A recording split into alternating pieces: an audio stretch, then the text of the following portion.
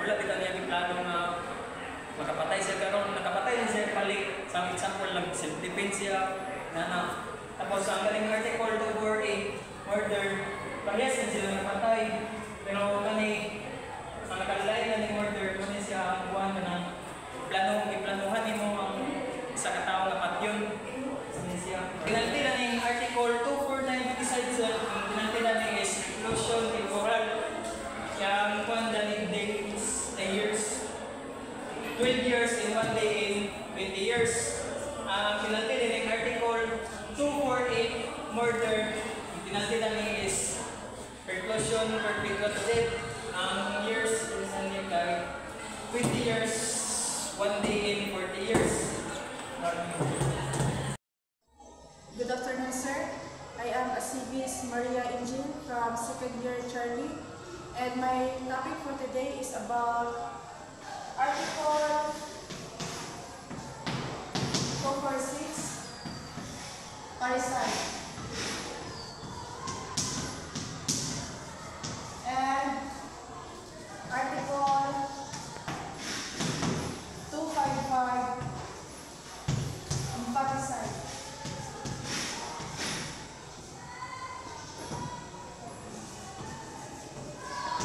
So first is the parricide under Article 246. Parricide: any person shall kill his father, mother, or child, whether legitimate or illegitimate, or any of his ascendants or descendants or spouse, shall be guilty of parricide. So the penalty of parricide shall be reclusion perpetua, 20 years and 1 day to 40 years of imprisonment to death. So next is the infanticide under Article 255. So infanticide: the killing of a child less than 3 days of age, whether the killer is his father, or his parent or grandparent, or any other relatives of the child or stranger. So if the crime is penalized committed by his mother to conceal her dishonor, she shall suffer from the penalty of prison major from 6 years and 1 day to 12 years of imprisonment.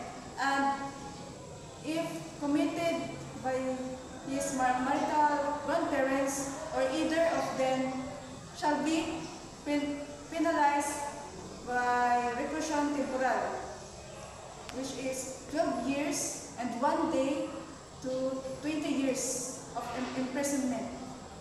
That's all, thank you. That's all my topic for today is about parricide and infanticide. Wait lang, nasa parricide, Steven, walang sa letter N.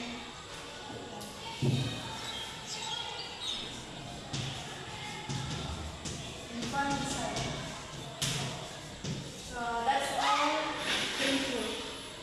Good afternoon, sir. I am Bayoko Generous from District 2, Section Charlie, and my topic is all about rape. So what is rape? Rape is a crime. So mo ni siya ang